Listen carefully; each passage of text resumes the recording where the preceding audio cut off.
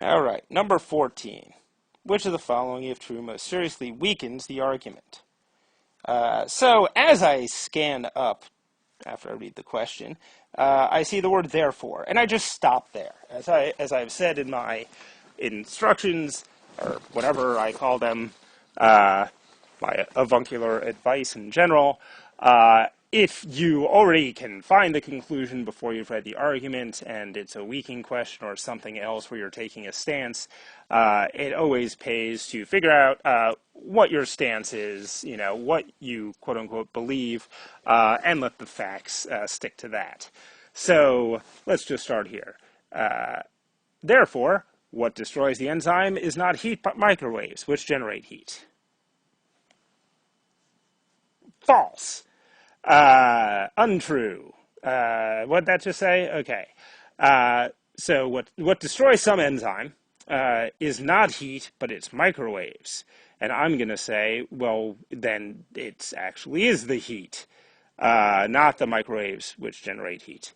How could it be the heat? I have a very fuzzy idea of what's going on here, but I know that I think heat is destroying the enzyme. And hopefully that thought will become clear and probably paradoxical as I read the rest of the argument. Okay, so what do we got? A cup of raw milk, after being heated in a microwave oven to 50 degrees Celsius, which is, I think, what, freezing point? What do we got? A cup of raw milk, after being heated in a microwave oven to 50 degrees Celsius, contains half its initial concentration of a particular enzyme, which I will not try to pronounce. Okay, so that's being heated in a microwave. You lose half the enzyme. If, however, the milk reaches that temperature through exposure to a conventional heat source of the same temperature, it will still have nearly all of that enzyme. So when you do it in the microwave, you lose the enzyme. When you heat it to the same amount, you don't. I can see why people would think it's not the heat, but the microwaves. But I know they're wrong, or at least that's what the question has tasked me with believing.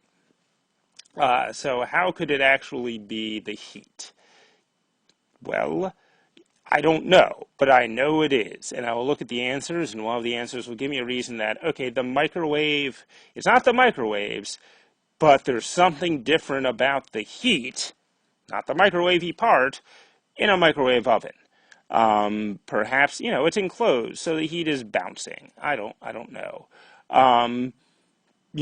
I do know that when I heat things in the microwave, it is not even, that, the middle might be cold. I don't see how that would kill more things. But, these are the sorts of thoughts that might be flicking through your head in the 3 seconds that you spend thinking about this. But basically, you just want to go into the answers having sprung that cognitive, sprung being the wrong word. You want to go into the answers having set that cognitive snare so that the right answer, grabs you. Okay, so there is some difference between heat and microwave heat that is not about the microwaves, but about the heat. A, is it that heating raw milk in a microwave oven to a degree of 100 degrees Celsius destroys nearly, well, that's 100 degrees Celsius. That doesn't really explain the difference between that and, we don't know what happens if you do that with a conventional heat source. No. The enzymes in raw milk that are destroyed through excessive heating can be replaced by adding enzymes. We're not talking about making people healthy.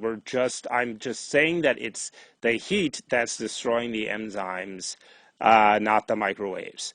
What we do with the enzymes, I could care less. Okay, C, a liquid exposed to a conventional heat source of exactly 50 degrees Celsius. Okay, so far this sounds good. We got the conventional heat source and the right temperature. Will reach that temperature more slowly than it would if it were exposed to a conventional heat source hotter than 50. Well, now we're just comparing conventional heat sources. That's not helpful at all. We're the microwave. Again, not the microwaves, but the microwave oven that is heating things. D, milk that has been heated in a microwave oven does not taste notably different. Oh, come now. From milk that has been briefly heated by exposure. Yes, fine. It doesn't taste different. That does not really settle the what's destroying the enzymes issue. So by default, if E doesn't work, then we're screwed. E, heating any liquid by a microwave creates small zones within it that are much hotter than the overall temperature that the liquid will ultimately reach.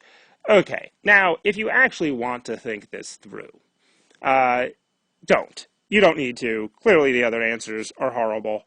And clearly, this at least gives you something weird about the microwaves that is not the microwaves destroying the enzymes, but something weird it does with heat. Whether or not you understand that what they're saying is, I guess, sort of the opposite of my experience, which is that there's always a big frozen center in the middle or something.